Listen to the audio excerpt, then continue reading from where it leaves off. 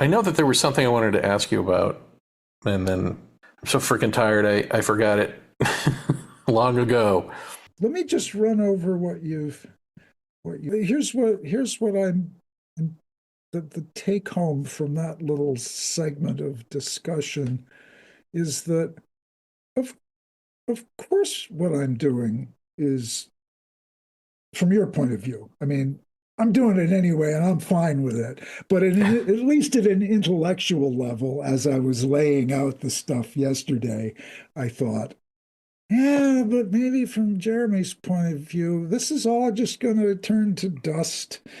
And, Well, you know, the funny thing is, I mean, okay, and again, here comes being an asshole, is like, are you asking me if it's all masturbatory? Yeah, it's all masturbatory, but so is everything that we do that is not this. yeah, So okay, you're in good okay. company with billions of people, including me when I just watch Netflix. You know what I mean? Like, I Yeah, mean, yeah, and now I'm and this is good for personal psychological reasons. Now I'm centered enough in my experience and my understanding of my experience of Korban and the Bhuiti initiation that I can genuinely hear you say that and think, yeah, he's being a little harsh there, but I do see his point.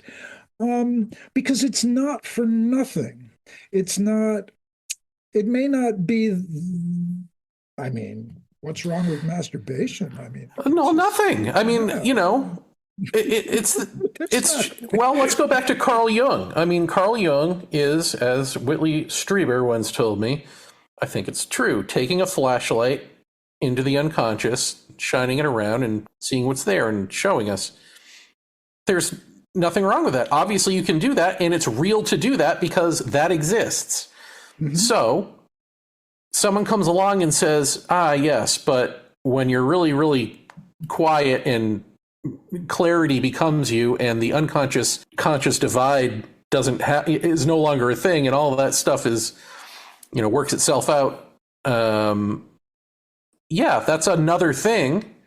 I would say that is where we need to be.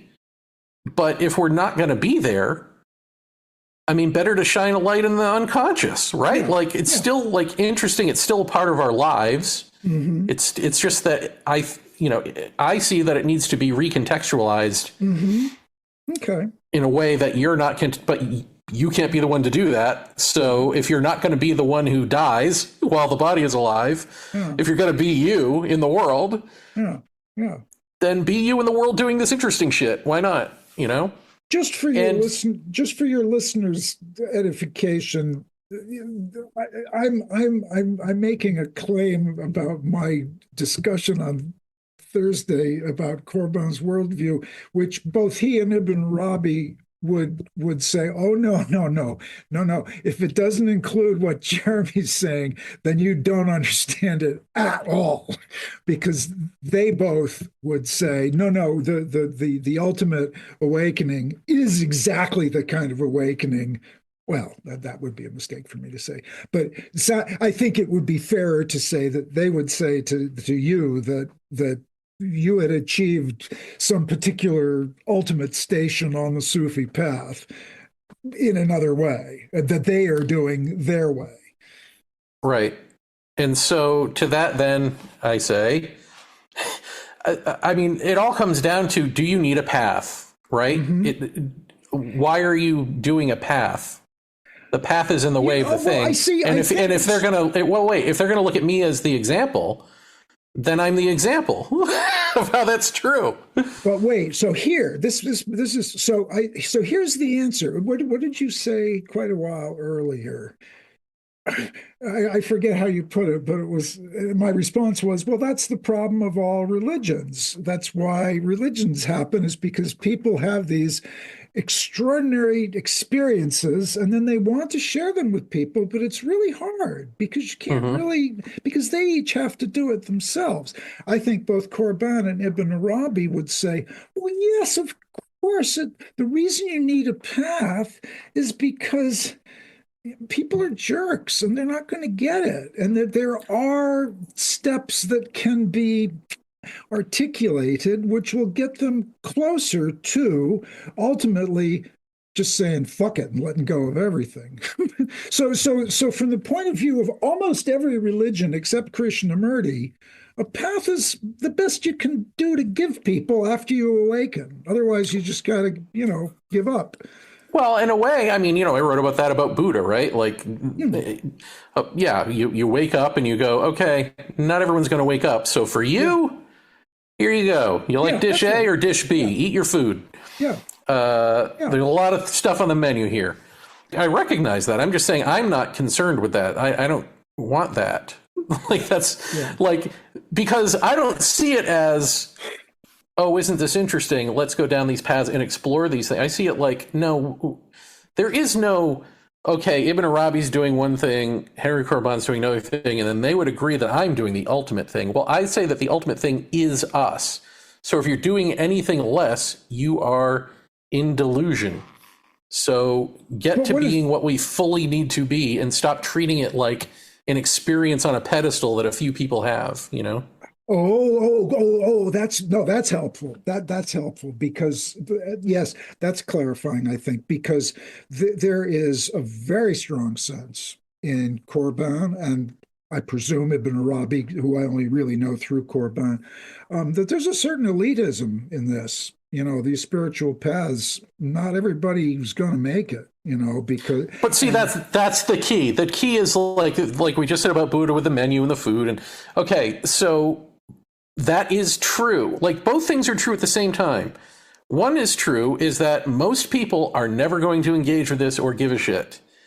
The other truth is that you, in order to not be them, have to see what I just said, which is don't put it on a pedestal. It's you. Like you have to buck the trend on your own. I mean, it sounds very Zen or Taoist, or you hear that sort of thing or something very like that from those traditions, and it's less so in the West, I think, because it does tend to be really hierarchical. At least that's my sense of things. You should start a religion, and then you'd fit neatly into a curriculum somewhere, and I'd at least get a tax break. Be such a sore thumb, God. If you just lay back and have a little ashram or something, and proclaim yourself a savior, then people would like me would know how to understand you. But you're very recalcitrant because you refuse to do that, like Krishnamurti, I guess. Yeah, I also probably can't stand people for that long. Yeah. It's hard to be the savior of humankind if you don't really like people. If you're like, listen, you guys are just morons. Could you just get this, please? Yeah, I am totally sympathetic to that. Yeah, why me, man? No, I'm not doing this. Okay. That's good. That's good. Okay. Do we have anything else? I don't know. Well, I should announce to you and to the world. So we've had this guy, as you know, staying at our workshop, healing himself, and I guess he's all better, and he's going to leave tomorrow. So I can go back to recording in there, and so Tom and I have discussed, I don't know if you've given it much thought beyond the discussion of maybe taking this show on the road. No, of doing like an informal, that is to say, we'll try to do it once a month on a certain day, but if we don't, we don't. Just to do this as a YouTube show, to do the video version and do it live, and then people can ask questions or engage with us in the chat, or if you want to come on, maybe you can come on. You still want to do that? Or are you still up for that? Yeah, no, I'll do that. Sure, I'll do that. What the heck? I've never done that. One of the reasons for that is that I have a very thin skin, and I don't want to have any angry people talking at me. I'll let you take them. Yeah, no, I'll toy with them. I'll troll them. Yeah. But yeah, sure, we can do that. That would be fun. Okay, so yeah, I look forward to that. And then our in doing radio will go back to being just me doing whatever. Okay. in seasons, which Yeah. means I'll be taking a long break. Yeah. There you go. All right. But yeah, so, and maybe we can get that started as soon as next month, you know? We I don't know. can. This is February. That will be March. Yeah, we can. We can totally do that. Yay. Do you want to name the show, or do you want to just go with Wise Ask? I'm kind of afraid to let you name it. Well, if I named it, I would just put it under Wise Ask because I love that name. Wise Ask. Oh, that's good. Okay, good. Yeah, yeah. That would be fun. Yeah, Let me ask you one more question, though. yeah. Because it sounds like we're winding down early, but We are. when you're looking at the flea penis, sorry, should have said that while you were drinking. Well, I have a picture of one here somewhere, but anyway, no, they can't see it. So When you're first seeing that, or first seeing a flea under a microscope, yeah, and that is otherworldly. Does that trigger anything yeah. paranormal? No, it doesn't trigger the paranormal. I mean, not for anybody not for me, and not for anybody that I know. But I mean, not to overstate the case, because life goes on around you, and you participate. But I professionally looked through microscopes for 40 years. I mean, either in school or then professionally, because I did a lot of microscope work when I taught biology. And then when I quit academia and moved up here and got a real job, I worked in a bio lab and spent my days looking through microscopes. It's less fun when you're doing it for money, because of the various constraints. But it takes, I think, in retrospect, a certain kind of person. I mean, I know from trying to teach it that a lot of people can't spend very long looking through a microscope. And one of the things that you have to be able to do is sort of project yourself down into those little worlds and to live in them imaginatively in a funny way.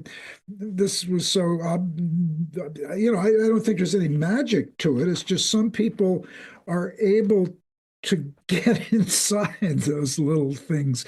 And I can, in retrospect, see early signs of that. My mother and I had tropical fish when I was a kid.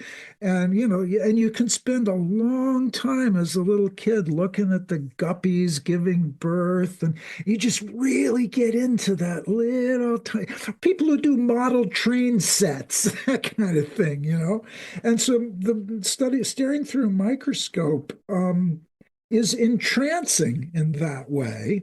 And the other thing that I would say about it, that the thing that struck me when I first fell in love with that kind of biology was, holy shit, look how complicated that is.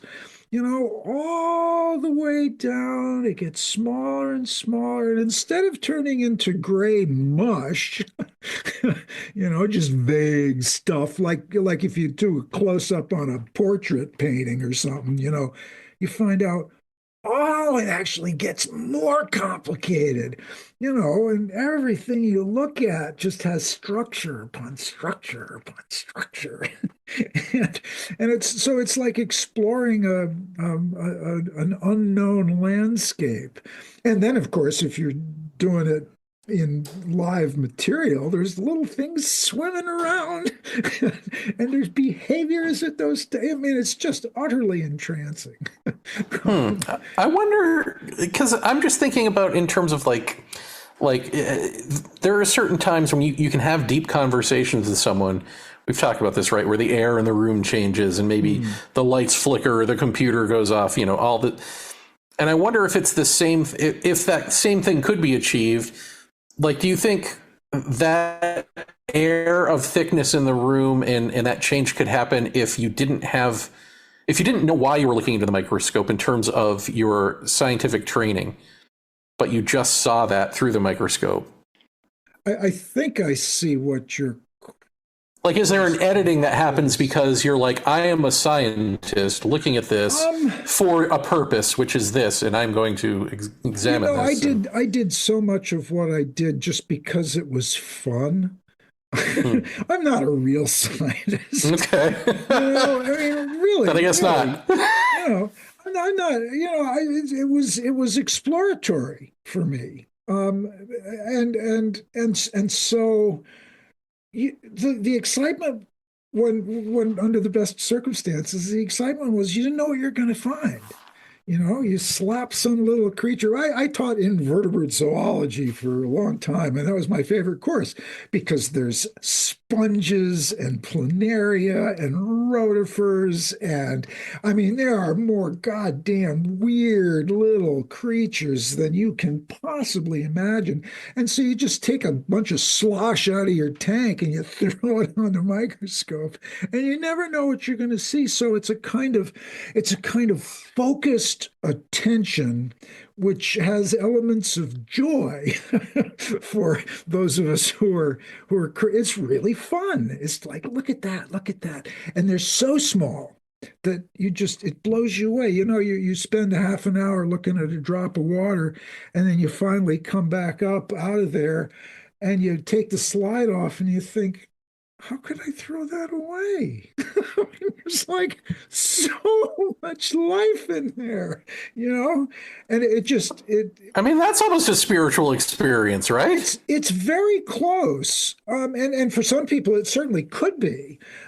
For me, it was I mean, literally and figuratively bringing the world alive because there was Hmm. nothing that you could look at, particularly in biology. It's arguably a little less interesting in, well, I was going to say it's a little less interesting in geology, but only because the things don't move. You can a lot of geology is also looking under things that might looking at things under microscopes, and when I first did that, looking at a section through a quartz crystal or a piece of granite, oh, it's just thrilling because these things are right under your fingers. They're in your tap water, maybe.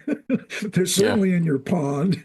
They're in the ocean, and they're on leaves. And actually, one of the things, one of my favorite stories about that is I was teaching at the Pacifica Graduate Institute many years ago, and we were sitting outside, and I'd been talking a lot about the natural world and how to understand it and how to think about it. And a dragonfly flew by, and and one of the women said, "Oh my gosh, you're really getting to me," because I think we must have talked about dragonflies or something.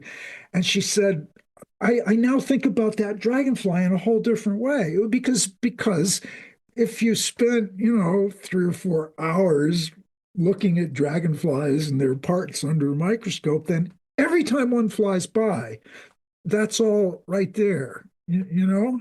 And so at that level, at least at that level, it changes your perspective on everything. Hmm. And so It's literally the little spiritual, things in life. yeah, yeah. I mean, you don't have to, you could spend the rest of your life sitting at a microscope in your living room and never look at the same thing twice just by going outside, you know? So when you see something like that constantly, does it give greater credence or lesser credence to the theory that this is all a simulation? Oh, Jesus, I have no patience for that. I mean, I mean, what the fuck? Um, uh, somebody mentioned that somewhere on some podcast I was listening to. I mean, I don't even, I guess lesser credence. I mean, it's the same. It's the same thing. There's a famous quip by a British biologist from the late 1800s, and I can't remember who said it, but this biologist was being asked by a British vicar, about his work, and he said, "So, what have you learned about God's creation by your years of study of biology?" And he said, "I've learned of the Lord's inordinate fondness for beetles." Because there are more species of beetles than of any other, yeah, and there's millions, there's more beetles, and so yeah, that's what you would learn that there's, and every blade of grass. This cuts both ways. Either so if you're a theist and you think that God really is, he's got his little eyeballs on, or big eyeballs on every sparrow. Does that mean on every bacterium too? Because that's like a lot, you know. Hmm. And, and it's, I mean, the world, particularly, I'm selfish, but the biological world is so full of stuff. It's so complicated at every level Hmm. that, and nobody knows that, you know, particularly nowadays. Story, you know, I am sympathetic to students who don't want to kill an insect because they're environmentalists. I taught at an environmental college here in Maine for a while, and I taught entomology once. And I wanted them to see the gut contents of a termite because the termites can only eat cellulose because they've got these massive ciliates in their gut, who are the critters that actually do the digestion. And I wanted students to see that because I knew they'd think it was really cool. And I had one woman in particular who just, I'm not going to kill the termite. I want to see that. But everybody else was cool with it. So everybody's squashing their termites under a cover slip, and everybody's going, oh my God, oh my God. And then she finally said, okay, fine, give me a termite. And because once you sacrifice your termite, it's just a wonderland of gut bacteria and ciliates. And you know, and nobody knows this. Nobody knows any of this. And it's very sad. Well, thank God that we have you to kill termites for us. Oh, yeah, that's the thing. You can look Doing stuff up now. two birds with one stone with that. Kill a termite and then discover a wonderland. Yeah, well, okay. I'll make a promise that I'll bring pictures of flea weenies to the YouTube. You know. Thank you. Yes, our show has to be all about flea weenies when you think about it. Well, actually, yeah, probably not. Oh, never mind. I could, yeah. You want this thing to go viral? You'll bring flea weenies. Damn it. Yeah. I could put one up behind me. People could see it. Yeah. All right. Well, I guess we'll call it wraps. Well, thanks I'll for ask you that. Thanks one for more that question. opportunity to do a little invertebrate zoology on live podcasting. That was very exciting. Always. Can I ask you a question? So, space-time continuum. Yeah. The word continuum, as I looked it up, for my purposes, seems to mean you've got two extremes on either end of a spectrum, and all the steps in between are so gradual as to be imperceptible getting there. Yeah. So what does that mean in terms of space-time continuum? Does that mean, is the continuum what you're talking about, going from micro to macro? Oh, the continuum in that case just means there's no gaps anywhere. You know, I mean, that's another way to think of a space-time continuum. That at any we're in the space-time continuum, there are three defining variables, or four. I mean, two. There's space and time, or there's X, Y, and Z and time. Or if you're Einstein, then yeah, you know, you can play with, if you're a modern physicist, you can play with more space variables. But it means that the matrix in which physical reality, which occupies space and time, the matrix in which physical reality exists, doesn't have gaps, you know? Okay. So it is a continuum. It could be a loop, but there's no gaps. Okay, so the continuum isn't going from micro to macro level. It's just no. It doesn't have that term has no sense. Has buried in it no sense of hierarchy. It's just continuity. Okay. Yeah. Cool. Thank you. Yeah, like Corbin's pleroma. We don't have pleroma, but we have space-time continua. What's pleroma? Well, it's the fullness of being everywhere. Oh, okay. Yeah. So it's got angels and angels and demons and jinn and people and planaria and the termites and their guts and everything everywhere. Yeah. Maybe that's why you're so attracted to Corbin, because it is complicated. And it's packed full of beings. Yes, you got it. Yep. Yep. Hmm. Yep, that's good. I like that. I actually like that very much. I will put that, I will make a little sticker out of that and put it on my wall, and I'll make sure to say it in class next time because there is definite truth to that. The more complicated and the fuller of life, the happier I am. Well, good. All right, sir. Well, thank you for doing this again with me. Yeah, thanks for doing it with me. All right, everyone. That will end this supersized season of Our Undoing Radio. My thanks to Tom for doing this whole thing with me and beyond, because, as we said in this episode, is it really an episode? It was really more just of a chit chat, right? In this chit chat, we're going to continue on YouTube in the form of Wise Ask, which will be a live show. You can chat with us, ask us questions, make comments, what have you. It'll be on YouTube and probably Facebook Live and probably Twitch. But ultimately it will live on YouTube, and then I'll do an audio version for Our Undoing Radio. And I can announce that we have a date. So the date is March 21st, which is a Friday. It's, 2 weeks from now? Friday? 4 p.m. Eastern Time, 1 p.m. Pacific. And then if you live somewhere else, it's whatever it is. So that's that. All right. Friday, March 21st, we will be live on YouTube. If you want to get notices about that, you can either follow me at coffee.com/jvay, which I often pronounce Ko-Fi, which is ko-fi.com/JAYVAY, or at jvay.com, my blog. I'm sure I will say something there to remind people about it. And maybe Tom will on his Substack, which you should join. It's tomcheetham.substack.com.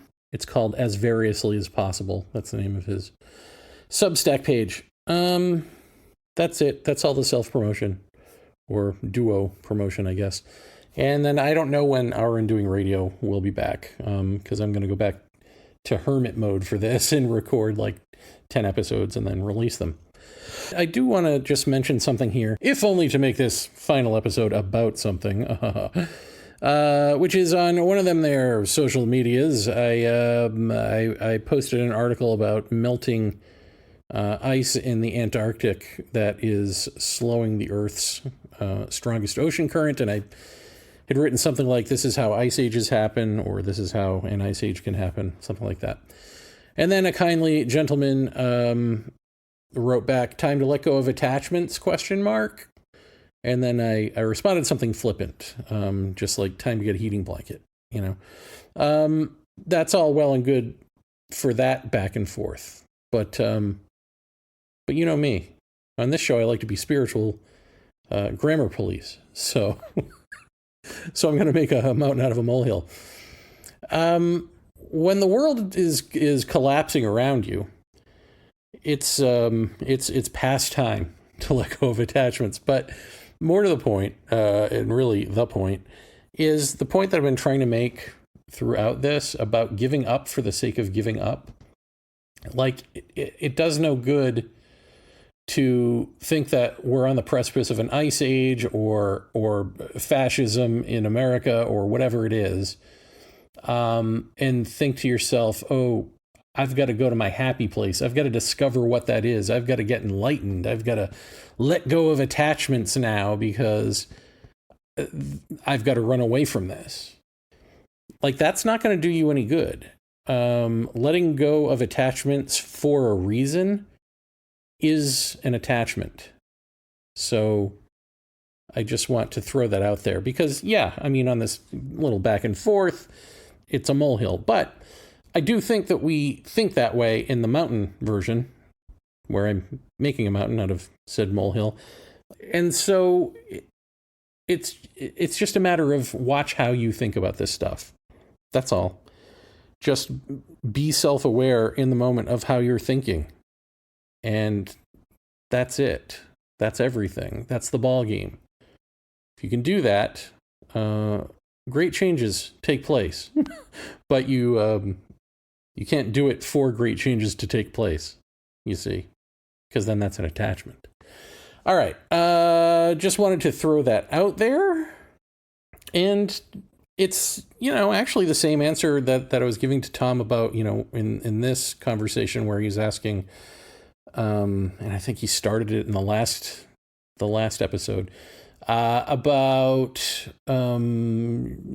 feeling guilty and that the little voice in his head is me making him feel guilty or something about still teaching Henry Corbin or any of this sort of spiritual stuff when it's not the point.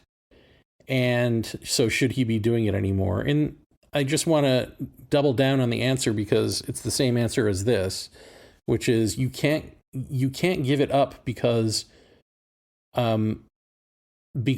logically you see the futility because of what you've learned from me, or because I'm a nag in the back of your mind. Neither of those are good reasons. If you honestly come to truth, which is to say that the brain recognizes the self as a thought construct, the self is psychological time, and so the self cannot ever reach that which is not comprised of thought, that which is timelessness. When the brain actually gets that, the brain dissolves you. And so in that moment, when you honestly be truth, when you honestly be silence, there's no more question about, do I do this or not? It's not going to interest you anymore. It just isn't. But if it's your career or something, you may just continue to teach it anyway, because there's no attachment to not teaching it. There's no attachment to teaching it.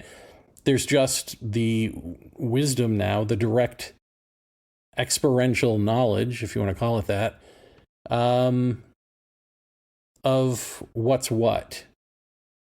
So no longer will you wonder, gee, is what Corbin or Ibn Arabi or Jeremy or any of these people, whoever it is, who's telling the truth? Who's telling the bigger truth?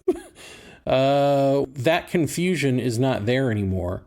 So what I would assume would end up teaching is what they're saying on its own terms, like within the realm of what they're saying. It really has nothing to do with truth. So you can teach whatever they're saying. You can teach whatever they meant and all of that. But no longer are you going to be like, and this is a path to something. It can be a path to something, but it can't be a path to wholeness. It can't be a path to truth. And you will know that because you are that. It's that direct. So you would never teach that. You may teach that they said that, if they did say that. It doesn't sound like they did. But if they did, you would teach, these people said this. Just like any sort of history lesson, I guess, right? That doesn't mean they were correct. It just means that's what they said. Or you may stop talking about it altogether because whatever the motivation that caused you to have a passion for these things may be gone, Maybe because if it wasn't just for historical purposes or as a job or something, I mean, if you were searching, in other words, if you were a seeker and now you're not a seeker anymore, the passion for it is going to be gone.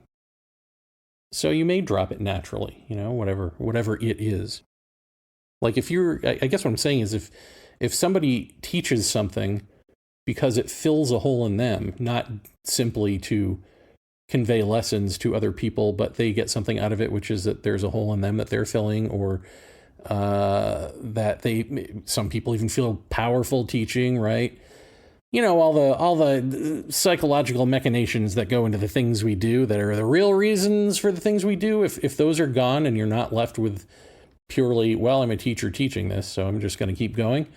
then yeah, it'll drop away with your psychological dysfunction if it was attached to that in the first place, right?